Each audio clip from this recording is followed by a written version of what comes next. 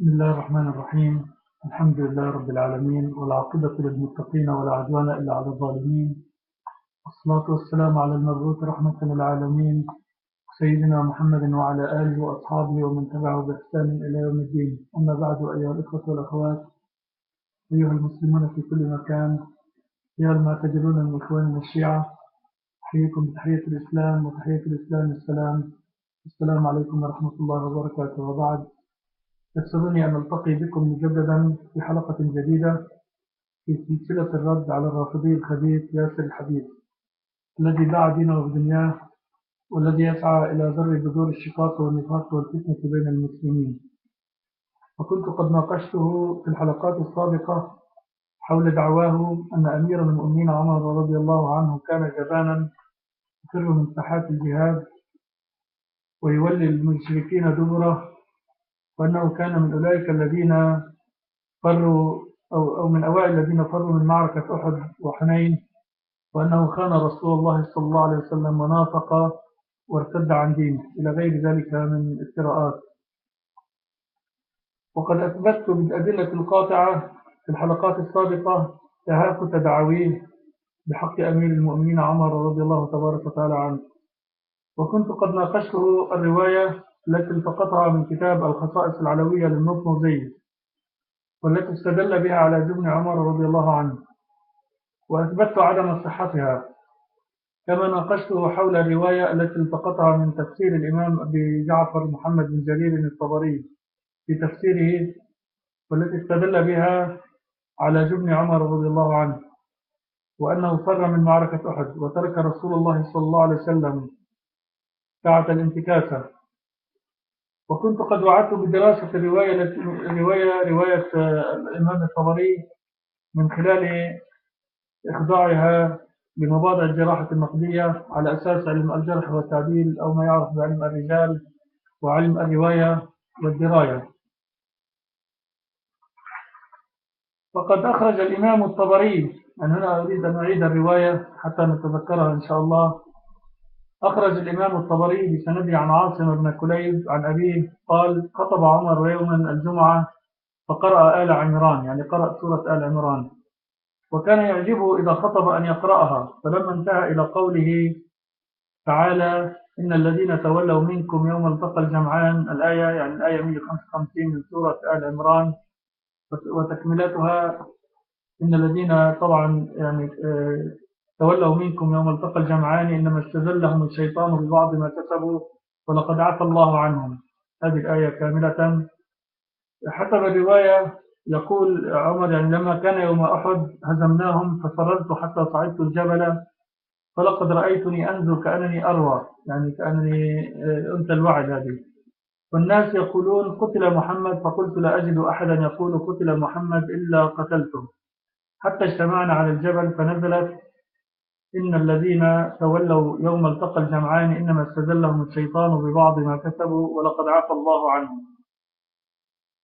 هذه هي الرواية التي أخرجها الإمام الطبري في تفسيره. وعلى الرغم من إجماع علماء التفسير على من الله تبارك وتعالى وفضله بالعفو عن الذين تولوا يومئذ، إلا أن ياسر الخبيث يفسر الآية على هواه كما رأينا في الحلقة السابقة، مصرا على أن العفو لا يشمل عمر رضي الله عنه. هذا على يعني إذا اعتبرنا أو إذا فرضنا أنه فر، يعني أنه كان من جملة من الذين تولوا يوم التقى الجمعان.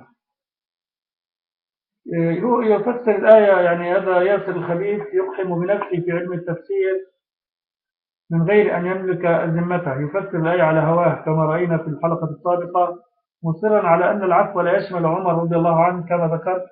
يعني على إذا فرضنا أنه يعني كان من جملة من تولى يوم التقى الجمعان، لأن عمر رضي الله عنه بزعمه لم يصلح من شأنه، وأنه خان الله ورسوله صلى الله عليه وسلم ونافق وارتد عن دينه. هكذا يقول ياسر الخبيث. وإني أضع بين يدي الإخوة والأخوات ما ذكره مفسرو الشيعة الذين يعتدوا برأيهم حول هذه الآية. يعني سأتجنب مصادر التفسير عند أهل السنة والجماعة وما أكثرها، يكتفي بما ذكره في كبار علماء التفسير عند الشيعة.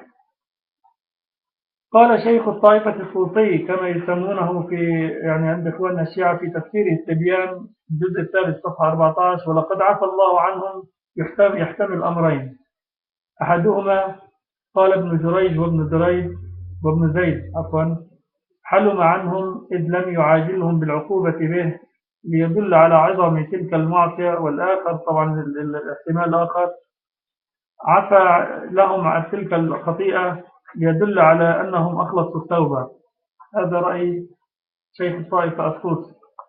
وقال والطبرسي كما يعني أيضا له مكانته في عند الشيعة، قال في تفسير مجمع البيان الجزء الثاني صفحة 377: أعاد تعالى ذكر العفو تأكيدا يطمع المذنبين في العفو ومنعا لهم عن اليأس وتحسينا لظنون المؤمنين. وقال الميرزا محمد المشهدي في تفسيره كنز الدقائق الجزء الثاني صفحة 291: ولقد عفى عنهم بتوبتهم واعتذارهم، إن الله غفور للذنوب حليم لا يعاجل بعقوبة المذنب كي يتوب.